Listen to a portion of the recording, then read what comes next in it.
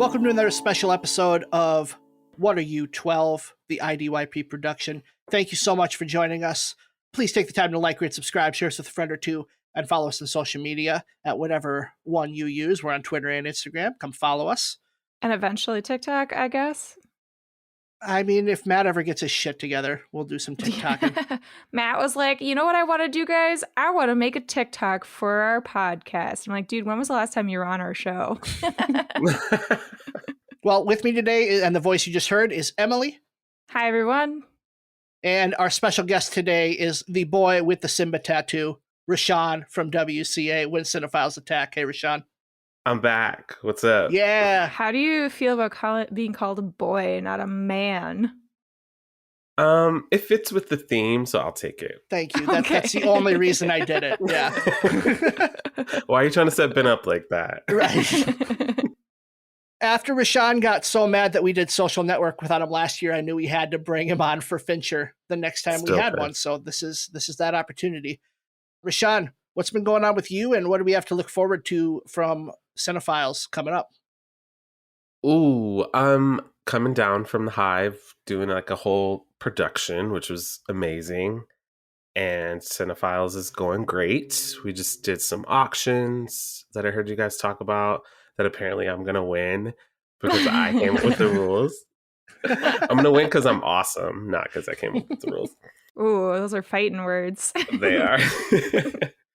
We are doing some new movies. There's a new Scream coming out, of course. And you're not excited about that at all? Not at all. Could not be less excited about Scream. And yeah, we're keeping it going. We got some more fights, some more showdowns. We're doing some TV shows we're going to be talking about pretty soon. Ooh, new TV shows? We're talking about the best TV shows, which... Can you guys talk about the worst TV shows too in this? Like a little mini segment of worst TV shows? Because I do want your opinions on some things. Okay. I'll squeeze it in there for him. Well, one thing I want to check in on, Rashawn, is you got 4 of you on the podcast when Cinephiles Attack. Which one of you is most excited for Cocaine Bear? Josh? Yeah, Josh. He got it in the movie auction. Okay. I had not seen the preview for it until we went to go see, I think, Knock at the Cabin, and I was like, what the fuck is this? 4 tickets, please. Yeah, right. Absolutely. Like, I could see Mela freaking out with excitement over this movie, though. Yeah, for sure. She'd have a blast, yeah. Rashawn, what's something that you've watched recently that you think we should check out? Have you guys seen a little movie called Babylon? No. I have wanted to see it terribly, and I have not gotten around to see it. What the fuck are you doing? That's the one with Brad Pitt in it, right? Brad Pitt, Margot Robbie, Diego Calva is the lead, yeah. I feel like I saw a preview of it, like a glimpse, and I scrolled past it on Instagram. So Emily, it's nothing's different in 2023 for us, huh? Oh no. Because it looked like, because you had already heard of it, or it just didn't interest you? No, I just was like scrolling on Instagram with my brain shut off. So that's the only reason I was like, I think I know what you're talking about. It will take 3 hours of your time. It's a commitment, but if it's a Rashawn recommendation, I probably will give 3 hours of my time for it. Okay, I didn't know I had that clout, but I'll put it on Babylon. Yeah, it's amazing. I think it's my favorite Chazelle. There's a lot going on. Like I said, it's over 3 hours. It's audacious. It's vulgar. It's the best thing. We're going to do an episode because we had an amazing listener send us an email, and we're going to talk about it. I'm going to get my feelings hurt, but that's okay. I'm ready. Is it one of those you'll love it or you'll hate it sort of thing? There is no middle. Yeah. You're either in or out. So. Okay. I will definitely be checking that out. Hopefully Emily will take the 3 hours and watch it too. 3 hours and 9 minutes. I did just look it up. I read something that all movies should either be like an hour 30 or 3 hours and 30, and anything that's like 2.5 is just trash. Oh, what about this movie? Well, we'll talk about that. Oh my God. This week we watched The Girl with the Dragon Tattoo, which currently is at 86% on Rotten Tomatoes. This is a remake of the Swedish film of the same title, starring Noomi Rapace, that came out in 2009. It is based on the Millennium book series written by Stieg Larsson. This film was nominated for 5 Oscars, winning 1 for Best Film Editing. Its other nominations were for Best Actress for Rooney Mara, Best Cinematography, Best Sound Mixing, and Best Sound Editing. She's one of the best investigators I had. But She's different. In what way? In every way. Something wrong with the report? Anything you chose not to disclose? He's clean, in my opinion. He's honest. Our credibility isn't dead yet. Mine is. He's had a long-standing sexual relationship with his co-editor of the magazine. Sometimes he pleasures her. Not often enough, in my opinion. No, you're right not to include that. This is directed by Rashawn's boy, David Fincher, who got a start in music videos and has directed films like Fight Club, Panic Room, and 2010's The Social Network. This is the third entry in his unofficial serial killer trilogy, which includes 7 and the 2007 film Zodiac. Which of those is your favorite, Rashawn? Like, what's the Fincher go-to for you? Ooh. Of all of them? Yep. Putting you on an island. I know. I can only have one. Just one. Yep. Oh, okay, right now. Ben! The Social Network. Okay. Wow. There's only one wrong answer, and it's Benjamin Button. So glad you didn't say that one. That was a David Fincher movie. I swear That you've was. told me this like 6 times, and I still just like don't remember. You mean when we did Benjamin Button and Zodiac and Social Network? Like this is our 4th Fincher movie that we've done. Oh, well, you guys didn't release Benjamin Button because it was so shit. Yeah, for a reason. Is that true? It's in the vault? It was the first movie we ever tried to do a practice episode on, and it was not good. That was prior to recruiting me, and they asked for feedback, and I was like, "Oh boy, guys, do you need a female perspective? Release the Benjamin cut." I don't know if you guys want that. Starring in this movie is Rooney Mara, who got her start in small roles on TV in the late 2000s before breaking out in 2010 by appearing in The Social Network. So her breakout was with David Fincher. Co-starring in this movie is Daniel Craig, best known for playing James Bond throughout the late 2000s and 2010s. Also appeared in Layer Cake, Road to Perdition, Munich, and The Golden Compass. Are those movies that are well known besides Golden Compass? I would say that's the least known. I didn't know. Sometimes Ben likes to play tricks of Daniel Craig movies before 2010. There's not that many.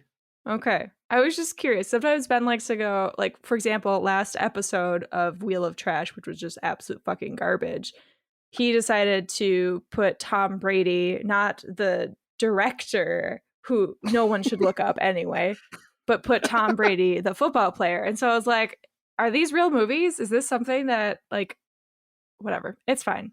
Ben's a fucker. You should watch Road to Perdition. I think you'd really like that one. It's a graphic novel movie. And Munich is Spielberg, so you kind of got to get in there. So I kind of have to watch it anyway. It's dope. It's real good. We also have 2 actors who have appeared in movies that we did very recently here on this podcast in Christopher Plummer and Stellan Skarsgård. Christopher Plummer was in Beginners and Stellan Skarsgård was in Melancholia. That's right. Because we had double Skarsgårds in that one. Yeah. Well, Rashawn, from the back of the DVD cover, would you be willing to read that plot synopsis for us? Absolutely. Let me see if this lines up with my Blu-ray. Do you have it next to you? I don't. I can go get it if you want. You should just go get it. I couldn't find one that I could actually read, so I just had to pull a plot synopsis. Yes, Rashad is the best. Look at this special edition shit. Okay. Is it a steelbook? It's not a steelbook, but there's... Does it have widescreen and full screen? You fucking know it. Oh, Yes, wow. yes, it's 2011, bitches. That's when I Look at these graduated high school. boom and Throw boom. that full screen in the trash. I think it's so cool that the movie looks like a burned CD. Oh, that is cool. I did read that on IMDb trivia, and I was like, that's so cool. There's just hours and hours. There's nothing like a Fincher commentary. Okay. It says, disgraced. Oh, that's probably the same. No, it's not. Okay, cool. Disgraced journalist Mikhail Blomkist accepts an invitation to surreptitiously investigate a 40-year-old unsolved murder on behalf of the victim's uncle, Swedish industrialist Henrik Vonker. Meanwhile, tattooed hacker Lisbeth Salander, hired to investigate Blomkist, discovers the truth behind the conspiracy that led to his fall from grace. Thrown together by fate, the unlikely duo uncovers a secret history of murder and sexual abuse festering beneath the veneer of Sweden's industrial past, all the while drawing closer to a quiet evil waiting to engulf them both. Wow, that's colorful. That was a colorful little plot synopsis. Thrown together by fate is one of those lines that really doesn't mean anything. It means everything. I don't know. Yeah, it's not really fate. She was definitely investigating the fuck out of him, but Right. fate sounds There's better, no such thing as fate in this fucking movie. Let's start with Rashawn, who I'm sure has seen this movie before. Rashawn, take us back to the first time you saw this and your thoughts on the rewatch. Yeah, so this was like fresh off of The Social Network, obviously. Mm-hmm. The Oscar that he should have won. Mm-hmm. You and Ben agree on that one. Do you not? No, it was fine. Good thing I wasn't on that It was episode. we're not gonna talk about this. I thought it was a very good movie. I'm gonna Uh-huh. tell you right now, I liked Girl with Dragon Tattoo way more than I liked The Social Network. So Oh, keep going. perfect. Okay. I love it. Beautiful. So I went in, this is like his 5th adaptation of a book. And that's just, I think he does that really well. He elevates material that maybe other directors wouldn't touch. And so I didn't know what I was getting into. I hadn't seen the original with Numi, but I was kind of bowled over. This came out during Christmas. The tagline, I think, was the feel bad movie of the season. For serious. Oh God. And there's a few sequences I'm sure we'll talk about, like maybe 30, 40 minutes into the movie. The mood was down bad in the theater. Like people were not having it. And I was just like living for it. So I was just like, this is my guy. He's back doing what he does best. This is like that sick shit he did in Seven and Fight Club. And it just, I think Rooney Mara should have taken Best Actress. Sorry, Meryl Streep. But I think everyone's on fire here. I think he's just in his element. This thing is edited to the brim. That was a great Oscar win. The score is phenomenal. I'm a huge fan.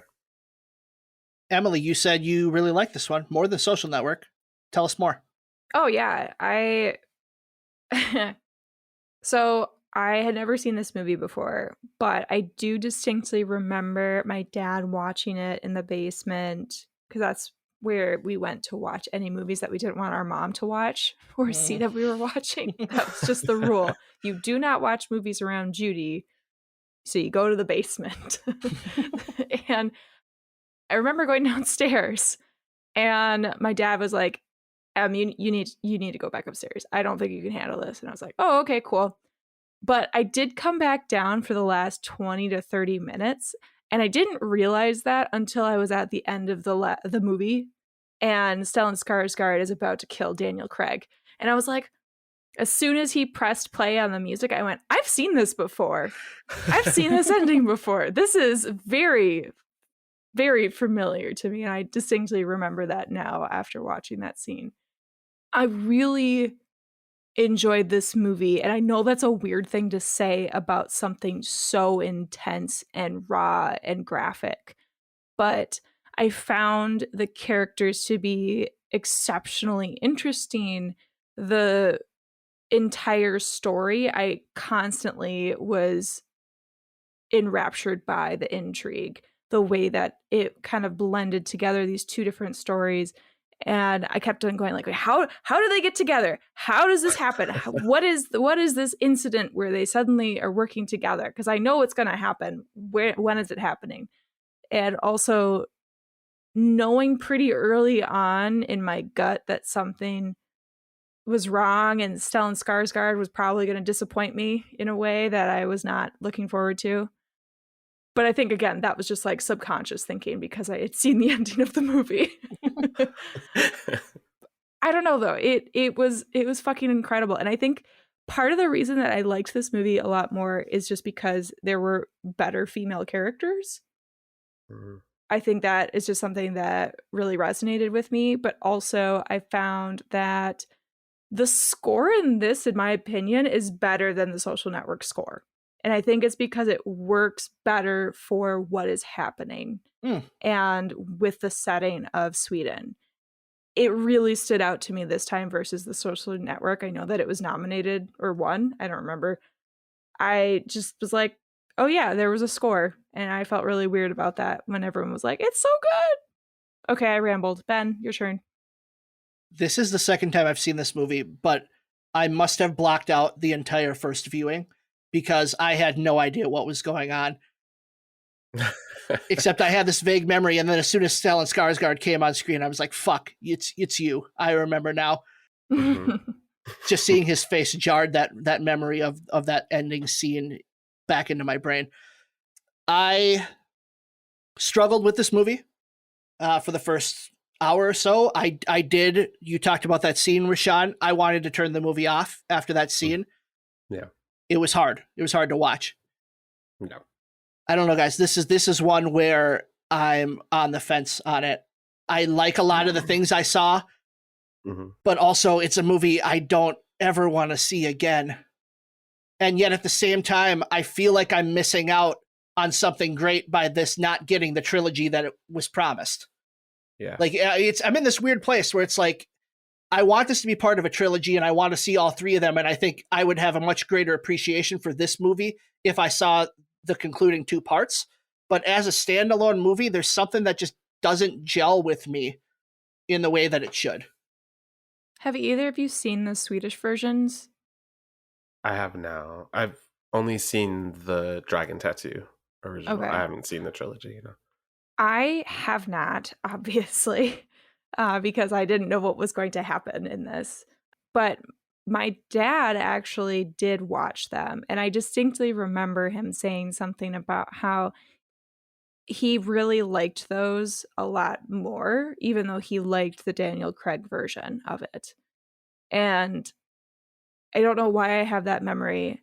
But I mean, I guess I've always kind of wanted to read the books just because they were a huge, not fad, but they like... in pop culture, it was suddenly a huge thing that everyone was reading them, right? Because of probably this movie. And like we have them on our shelves because Corbin has read them.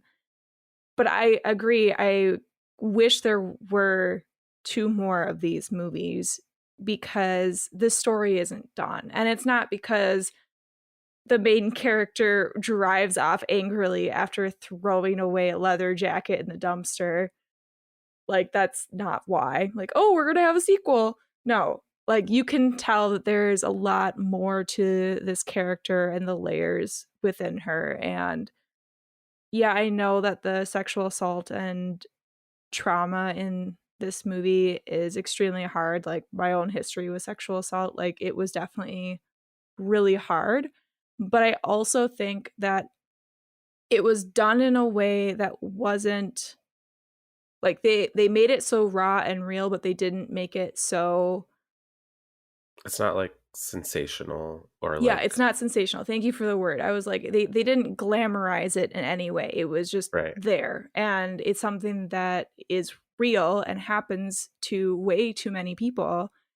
And so I guess maybe I'm just really fucked up now that I've read the manga Berserk, because there's some really fucked up shit in there. But I was like, this is really hard for me, but I've dealt with worse in media.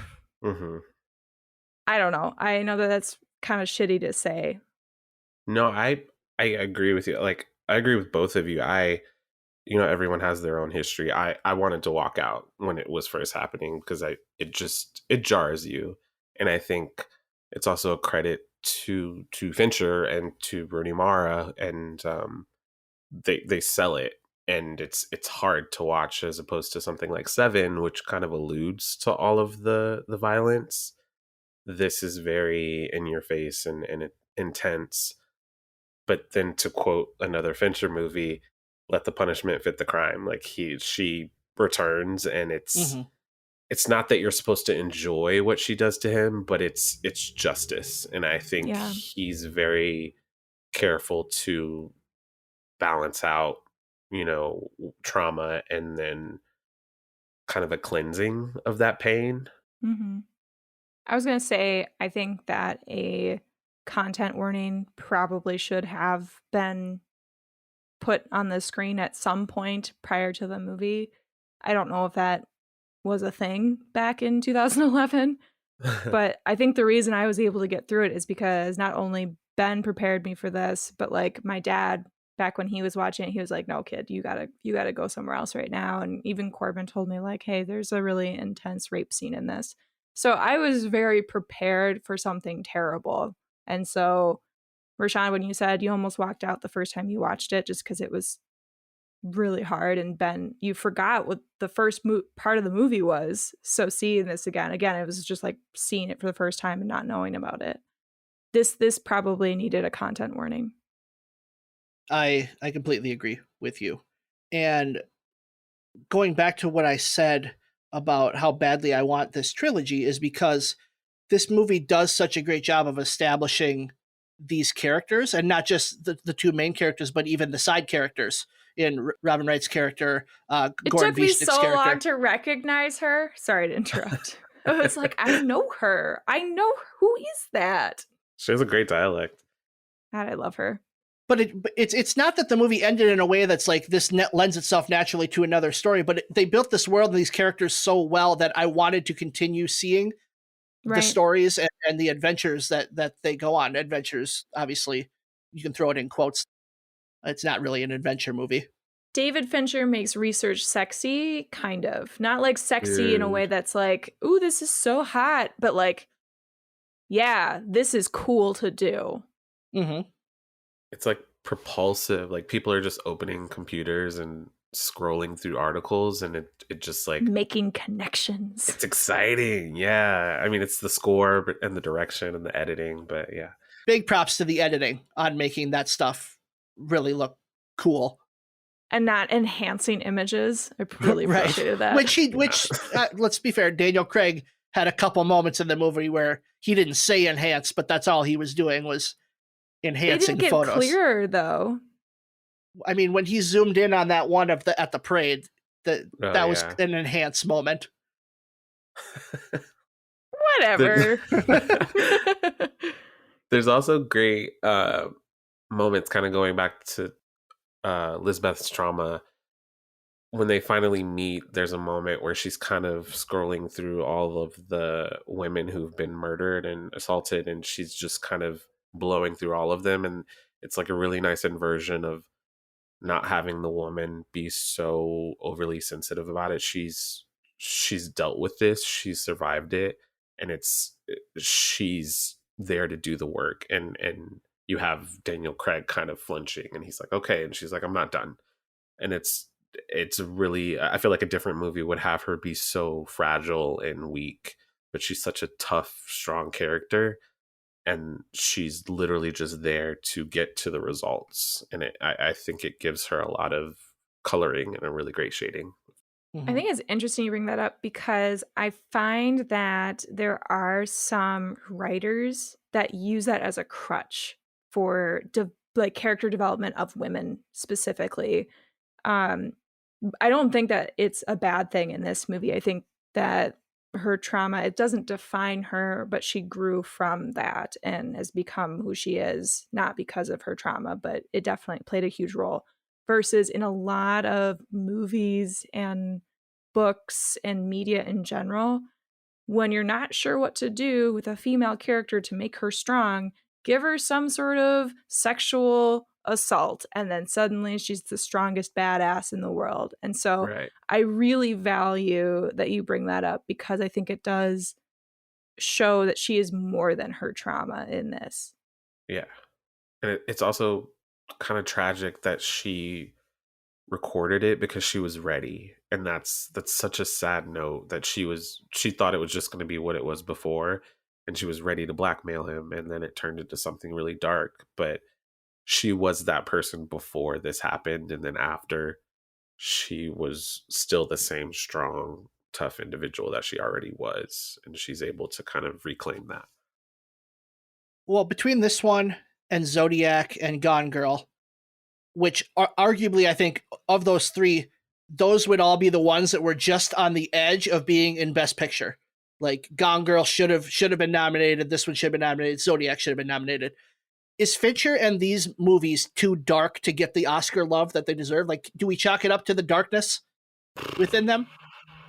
Are we talking about just the coloring? Because he just like constantly has this weird shade going on. No, I love the coloring.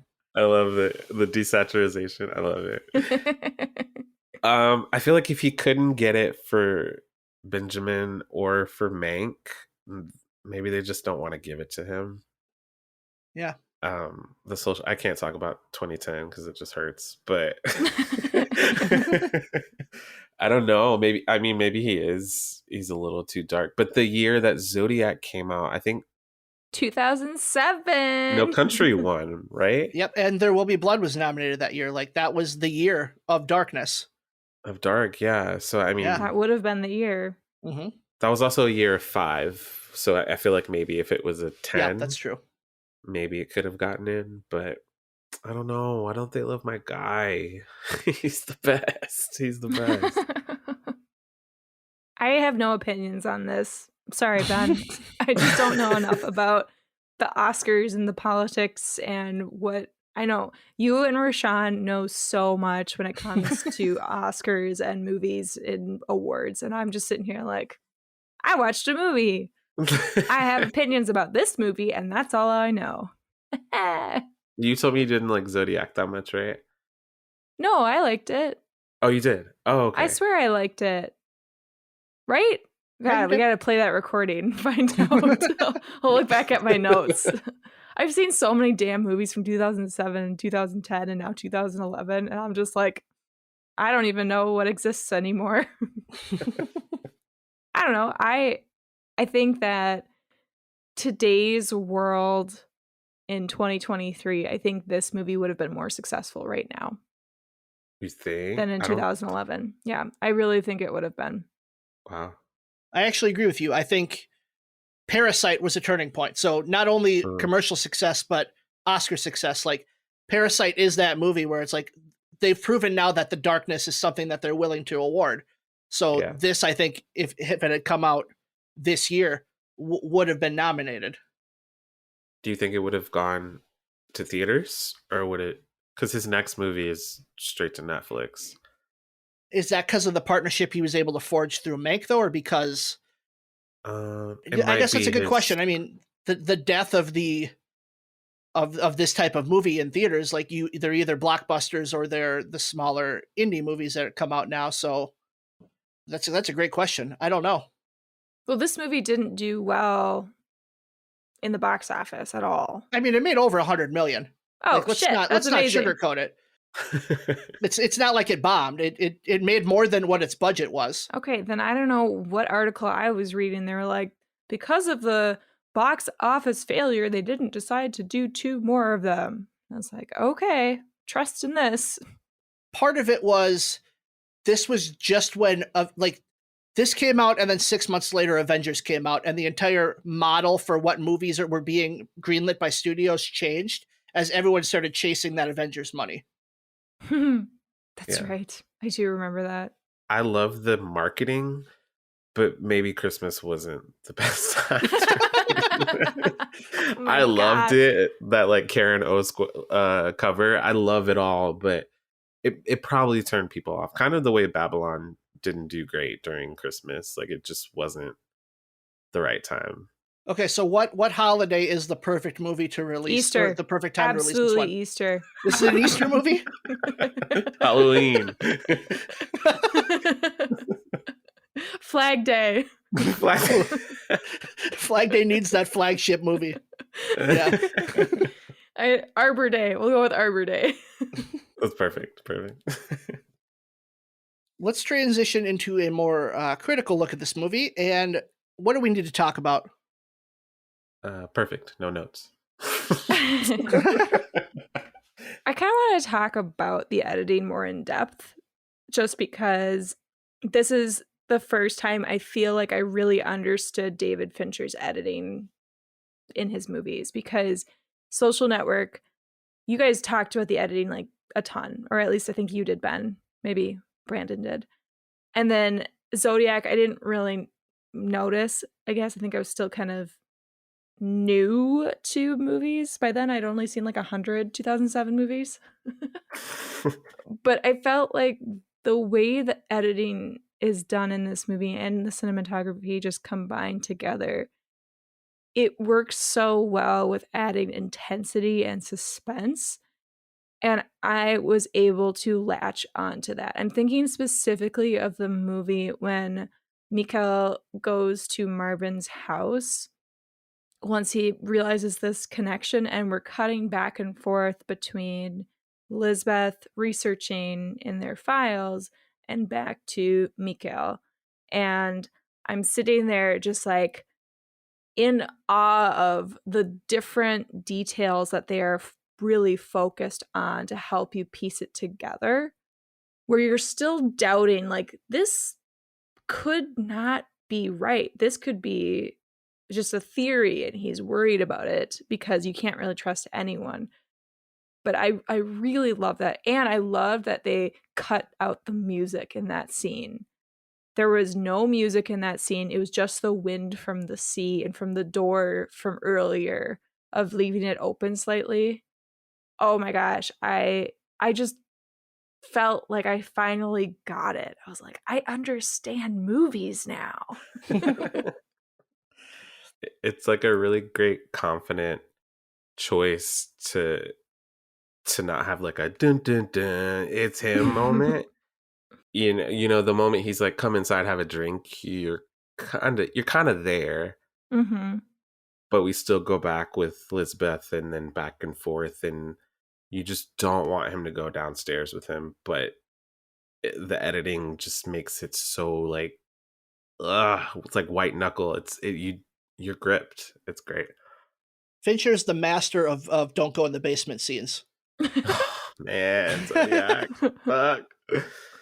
That one's for sure. Why did you go down there? I watched a YouTube video that did a comparison of the Swedish movie to this version. And they talked about why Fincher and the way he chose to edit this was so much better than the original version. And they said that what Fincher does is he allows the audience to have a question, and then he doesn't give them the immediate answer to it. He makes them like wait for it, and it builds the suspense. So in talking about Daniel Craig going down into the basement, he gets to that door, and then he kind of stands there for a bit, and then they cut back to Stellan Skarsgård, and then they cut back to the door, and then he opens the door, but it's pitch black. Oh, and then he walks in, and then finally they turn the lights on, and we get the reveal. It's just very effective filmmaking to do it that way, to leave your audience kind of on the edge of their seat, even for something as simple as what that reveal is, which is what's in the room. He's very meticulous, and you know, people kind of make a big deal about it. You know, you hear about the 70-90 takes, but yeah, he just doesn't leave anything up to chance. And I'm sorry, 70 to 90 takes? Is that every scene? I think Rooney, I don't know what scene in particular. They kind of talk about it on the commentary, but there was one scene that she had to do at least upwards of 90 takes. I think that was for the Social Network, because she's only in the opening scene. Oh, okay. That she had to do, they did that scene 90 times at least. Ugh. I mean, you get what you get, though. Yeah. So I guess it's worth it.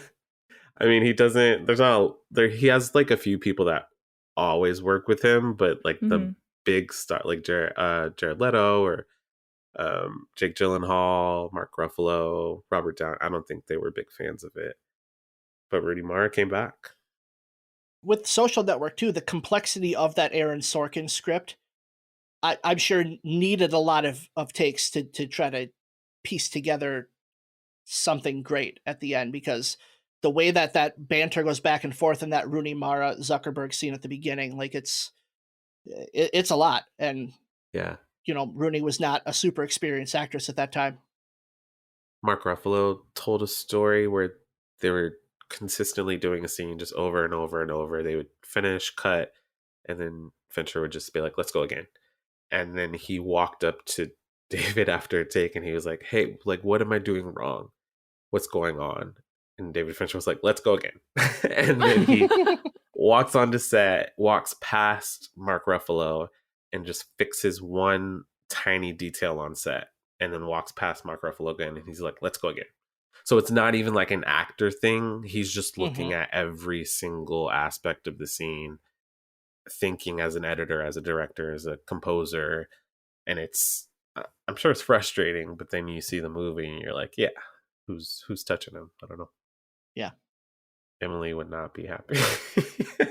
I would probably not work for him for very long. Like, I need a nap. I think we need to talk about how cool those opening fucking credits were. How did you know that was the next thing I was going to bring up? I don't know, but my goodness. And the fact that they had those credits built to also tease things for the entire trilogy. Like there's imagery in there that ties to later movies, but just very cool. It reminded me a little bit of like the Westworld opening, or throwing back to other Fincher ones, like Seven is the one that it reminded me of. So I kid you not, I immediately laughed the first time like it started going. I was like, what the hell is this? And because I immediately was thinking, and I don't know why this popped into my head, but I was like, am I watching Underworld movies? Like, are we going in a completely different direction than I thought that this movie was about? We're going with vampires and shit. I'm so excited about this, where this turn is.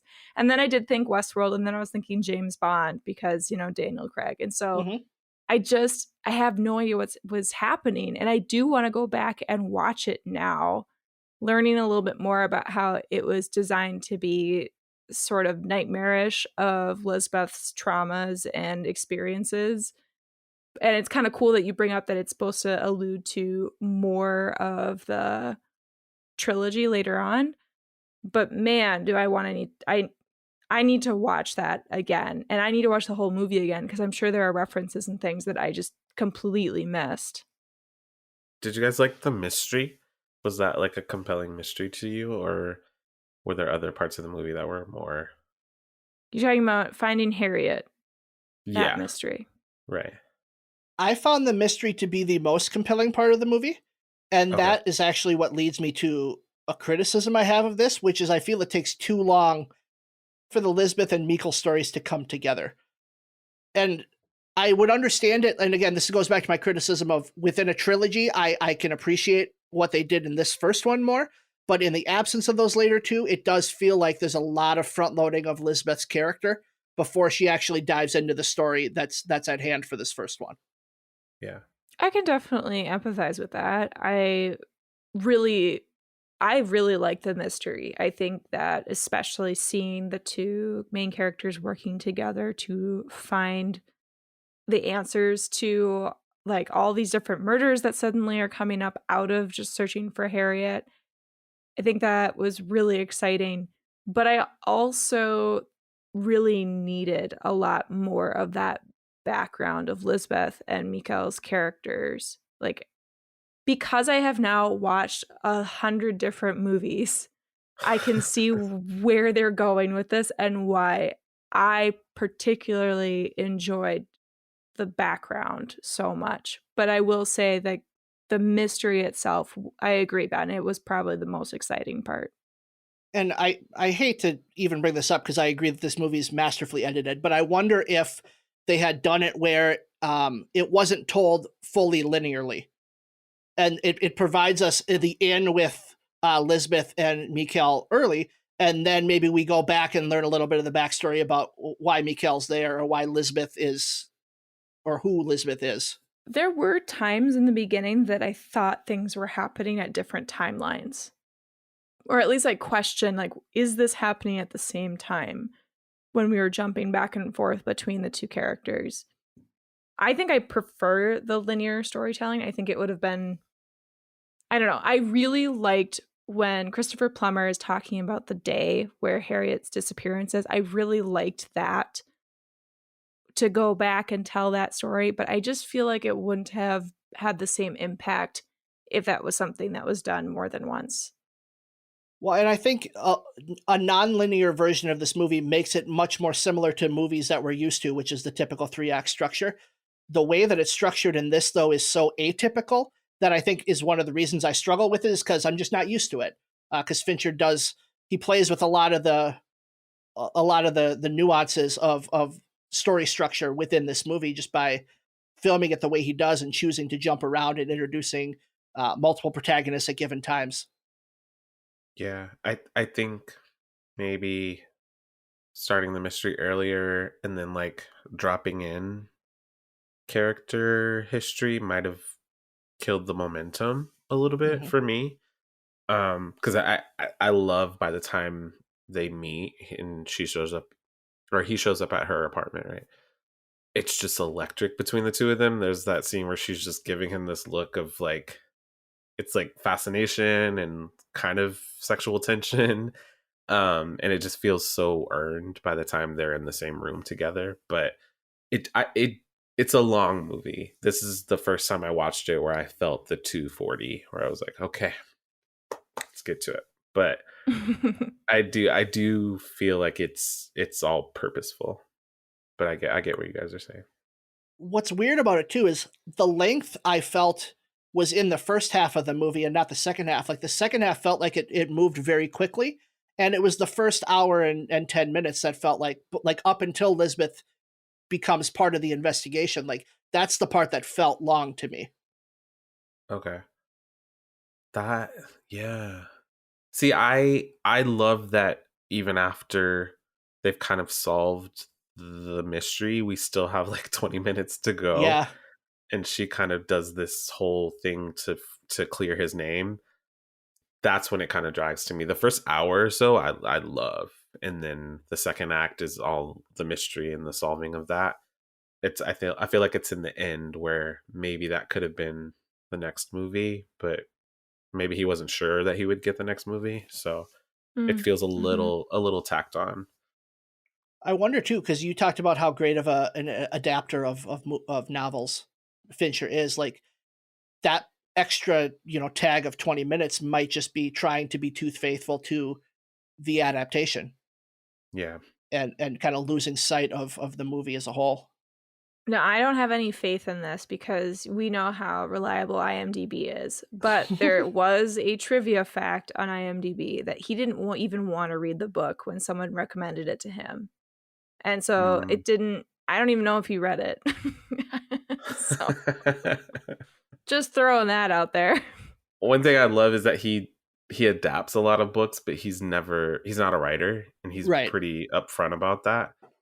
He always gets like a Steve Zalian or an Aaron Sorkin to kind of adapt for him.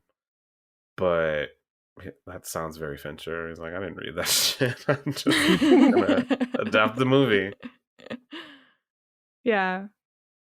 I have a couple little things that I just wanted to share with both of you of just random thoughts from Emily. I love this. Number one. Highlighting almost everything doesn't help an investigation. There's this scene and he's highlighting and it goes back and shows what's happening, and then he highlights like the next couple lines, and I'm just sitting there of this police report. I'm just sitting there going like, oh my God, are you serious right now? I kid you not. I have to teach my 9th graders not to highlight every single line in their notes when I tell them to go back and highlight the important stuff. And they highlight the whole fucking page. Oh my God. It's so satisfying, that feeling. It is, but it doesn't actually help. No. It doesn't. I also really enjoyed the look that Lisbeth gives after Daniel Craig is like, they're encrypted, and she's on his computer, and she looks at him and is just like, please have some coffee. Yeah. Like, her delivery of that, just like, loved it. The last thing, I absolutely love that Daniel Craig just casually catches this water bottle from falling from the refrigerator, and that was completely just him, and Fincher was like, we're keeping that take. That was great. Just awesome. I was thinking about like all these different goofs that might happen on set that you're like, you know what? That's fun. We're keeping that in. Yeah. That was probably take 90 when he caught it. Yeah, right. The scene where Elizabeth gets robbed and she's just like sliding down with her bag. That scene was so fucking cool to me. I loved that scene, especially as people are like standing around calling people, and she's like in this fight for her life for her bag. That's like her only possession she cares about is her computer. And just the way that she's sliding down with her bag. I fucking loved it. She's so badass. Loved it. She is badass, and I loved seeing her hacking skills. But there's one part in this movie that I question, and it's she's trying to get into the apartment, and she stands outside, and someone enters their code into the security entry pad, and the code has the pad has a tonal indicator of what button's being pressed, like a telephone, and it's like, well, I could have hacked that. That's like the opposite of security. Yeah, but see, Ben, it's so relatable. It's like, oh, duh, of course I could have done that. Yeah. Well, maybe I need to start. Like, if hacking's that easy and it's just being observational, maybe that's what it I fucking can have is. a career. Well, it's observational Is it? skills. Being an investigator and being a detective is observational skills with a little bit of cleverness. You fucker. Would you make a good investigator? Is that what you're saying? Me, absolutely not. Ben, yes. You and Ben together probably would just crush all of the most devious plots and mysteries in the world. coffee and cream. Oh, We're gonna get you. Better together. That's right. Oh my god. I'd honestly probably be dead though. I should not work in the field. I'm coffee, by the way. Okay, cool. Oh my god. Let's roll credits on this thing. I didn't even watch the credits. I I did. turned it off immediately. It was mostly quiet for like the first minute, and then a song from Trent Reznor and Atticus Ross's band, How to Destroy Angels. So it was awesome, right? It was a very fitting song that was like a 9 Inch Nails meets Evanescence, because I think it's Trent Reznor's wife that does the singing on the song. So Mhm. I really like that. So fun song to sweep to, 7 out of 10. And for our final thoughts on this movie, we're going to wrap it up by going to Rashawn first. Yeah, man. I mean, Fincher, that's my man till death. Not that I want him to die, but you know, or he's yourself. or me, you know. Jeez. I think he's just he's able to get under the skin of really damaged characters. And with this movie, I think he created a world where bad things happen to good and bad people. And the interesting stuff is the fallout of all that. And he's really good at digging under the skin of all that stuff. And he said himself, he just thinks people are perverts. That's his filmography. People are perverts. And he... Perverts or perfect? Perverts. Got Not it. perfect. Not Decidedly perfect, not no. perfect. Definitely not perfect. So yeah, I love this movie. I love that he's getting back into the sick shit with the killer. So Do you feel like in this movie, Fincher had the standpoint that there are good guys and bad guys? Because my feeling is that his standpoint was there are no good guys or bad guys, and everyone's kind of got a dichotomy within them.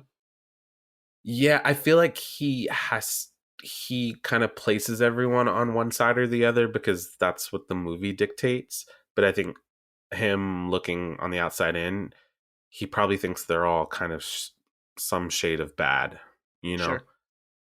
And that world feels dirty, you know. Mm-hmm. Emily, final thoughts? I've been sitting here thinking while Rashawn's been talking, and I just don't have anything wise or clever to say other than I really liked this movie. I want to watch it again, and I know that might make me insane to some people, especially people that really struggled through aspects of this movie, but I really want to watch this movie. I want to read the books. I want to watch all of the Swedish movies. I really like the characters in the world that this movie contains. And so I'm not saying that I will probably watch the really graphic rape scene again. I will probably skip it. Not even probably. I will skip it. I'm glad that I did watch it in this first viewing. But this entire world and these characters are something I want to revisit over and over again. I think ultimately I wind up on the side of the fence of liking this movie. I do long for what this trilogy could have been, because I think it would have increased my feelings on this one. I do feel like we get about a third of a character arc for Lisbeth or Mikael, and I'd like to see the full arc, which means I'm probably going to have to read the books or watch the Swedish movies. But as is, I think it's a great film, deserved to be nominated for Best Picture, but it wasn't. But ultimately, probably mid-tier Fincher for me, because I do have such high regard for some of his other films. Where does this rank for you, Rashawn? Yeah, I made that face and it would probably be the same. But yeah, it's probably mid. But even bottom tier Fincher is amazing. Yes. Amazing stuff. Yeah. Rashawn, thank you so much for joining us to talk this movie. We appreciate you coming on last minute. Thanks, guys. Yeah. Rashawn will always join us last minute for a dark movie. Fincher. You say Fincher, I will come running. Well, when we get to October, we're going to be running a few Halloween movies in a row, so maybe we'll have you back on then to cover some of those. Hell yeah, I'm there. Why don't you plug Cinephiles before you go? Yeah, at Cinephile Attack. You can find us on social media. Find us on Letterboxd, at the Simba Tattoo. We have some great episodes. We're doing the new Scream. We're doing cool some great stuff. Cool shit with the four of us. Go listen to all of our episodes. We've been on here. We've had IDYP on with us. It's been great. So I'm really happy to be here. Thanks, guys. And thank you to everyone out there listening to this. We do appreciate you. Like, rate, subscribe, share us with a friend or two. Follow us on social media at IDYP_podcast on Twitter and Instagram, or email us. Hopefully our first email will ever come in soon at idrinkyourpodcast@gmail.com. Rashawn, email us. Just say, hey, and that's it. I get emails from Rashawn. Yeah. Oh, okay. Well, then we've had some emails. I'm going to start sending you guys flowers. Every month I'm going to send you flowers in a frame. That's so creepy. I know. You could have Lacey make them. Oh. Yeah. Serial Killer Rashawn. Yeah. Sponsored by Lacey's company. Go buy literary blooms. They're amazing. Do it. Bye, everyone. Bye. Bye.